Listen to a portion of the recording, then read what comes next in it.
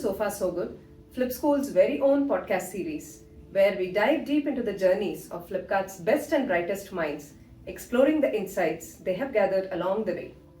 I am your host, Srividya Natarajan, Director, Learning and Organization Development Team at Flipkart. Special thanks to Flipkart Perfect Homes, our comfort partners for this series, ensuring that every conversation is as cozy as it is insightful.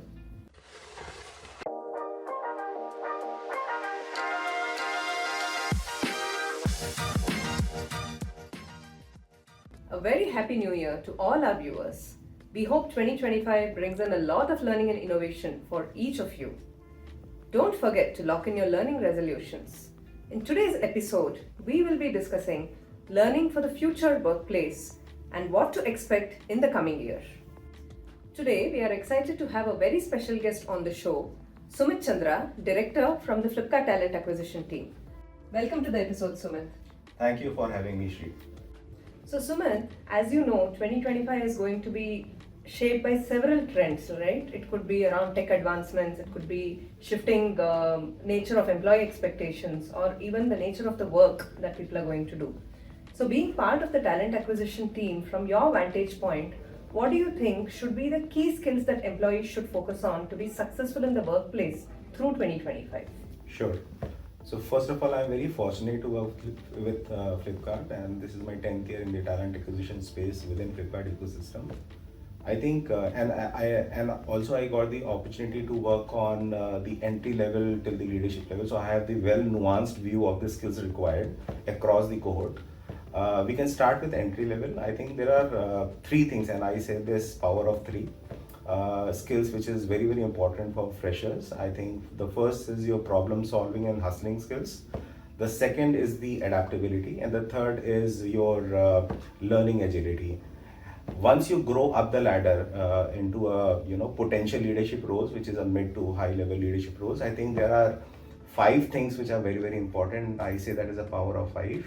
The first thing is the problem solving and hustling skills. The second is basically how far you can think. You're thinking strategic orientation skills, which is very, very important. And how do you apparently convert strategy into proper roadmaps? The third is basically your change management. How do you kind of embrace change management? And as a leader, whether you yourself is a positive change agent, and how do you kind of cascade it down to the larger ecosystem for the benefit of the organization, right?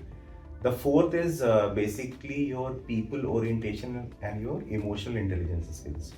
Because in such an era where people are considered to be the asset of any organization, I think it's very very important to be very nuanced towards people emotions and how to kind of orchestrate their growth and their performance and productivity.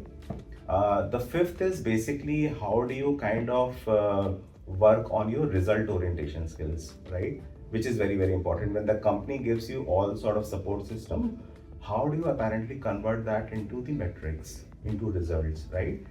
Very very important skill for any leader. How do you convert those metrics? How do you navigate? How do you make sure that things are getting done from the metrics and deliverable perspective? So these are the power of five skills which is required for the leadership. That's very insightful, Sumit. As a leader and a people manager, what are some of the steps that you're planning to take so that both for you and for your team, you're able to prioritize learning to stay relevant in the workplace through 2025? Yeah. So I believe learning is a continuous process, and I believe in three things, which is learning, relearning, and unlearning, right? And you should always do this in your ways of working. There are four ways, where we can approach learning in a very, seamless manner. The first is the very formal and very sophisticated, training programs offered by the companies, and that should be relevant for the incumbent, right? It is very, very useful for the incumbent to go for the right and relevant trainings. The second one is learning by experience, which is also very important because it is important for you to understand your ways of working and how well you can learn from your peers and stakeholders and business, which is very very relevant from the learning perspective. Third is learning by inspiration. You should always have a mentor or a sponsor or somebody inside or outside your organization where you can actually go and seek some kind of inputs and learnings. The fourth is how to bring outside in view from the industry benchmarking or perspective. It is important to have that kind of mindset as well from the learning perspective, because once you have a very holistic view of the industry as well as the internal view, I think it will give you a great learning experience. That was very insightful and well thought through, Sumit. Thanks for sharing. Looks like 2025 is going to be very exciting and productive for you and your team. We'll now move to the next segment, bit of a fun segment. We are calling it Survival of the Skillest. So I'll give you 2 skills at a time which are critical for 2025, and you get to choose one and also let us know why. Are you ready? Let's bring it on.